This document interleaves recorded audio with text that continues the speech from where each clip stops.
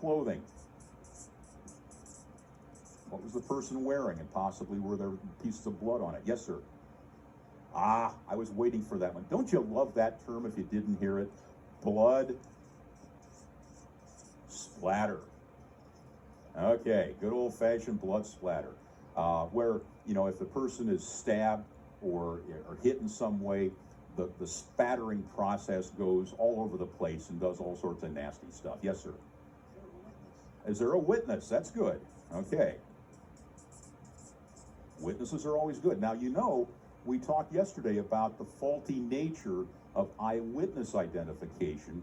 And if it's the case of the person who's actually being stabbed and he can identify the person who's doing it, then that's great. So a witness is always a major thing that the jury's going to look for. Other things, DNA. Okay, people were paying attention yesterday. This is great. Okay, what else? Motive. Okay, and along with motive, you usually have opportunity.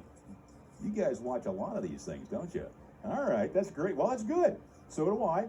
I'm retired now, and I should have mentioned as an aside, when I retired, I got the best job I ever had in my life. That was back in 2012, and that's because my wife continued to work for a year, and she didn't retire until 2013. So I became a kept man for that 1 year period. So, you know, and you laugh, but if you're my age, yeah, it's kind of an inside thing with my wife, but yeah, I enjoyed that too. So as a retiree, I watch those shows too, and I love them. But we'll talk about some of the problems with them in a couple of minutes. Other things you're going to look for as a juror in these types of cases, sir. Confession. Confession is good for the soul. It ain't too good if you're if you're the person who's the one that did the confessing. Now, is there a possibility that if a person gives a confession that they might not actually have done it?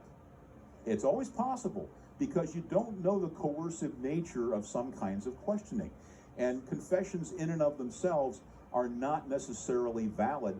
Many cases they are, depending upon the circumstances. If they are videotaped from start to finish, those things are usually pretty accurate.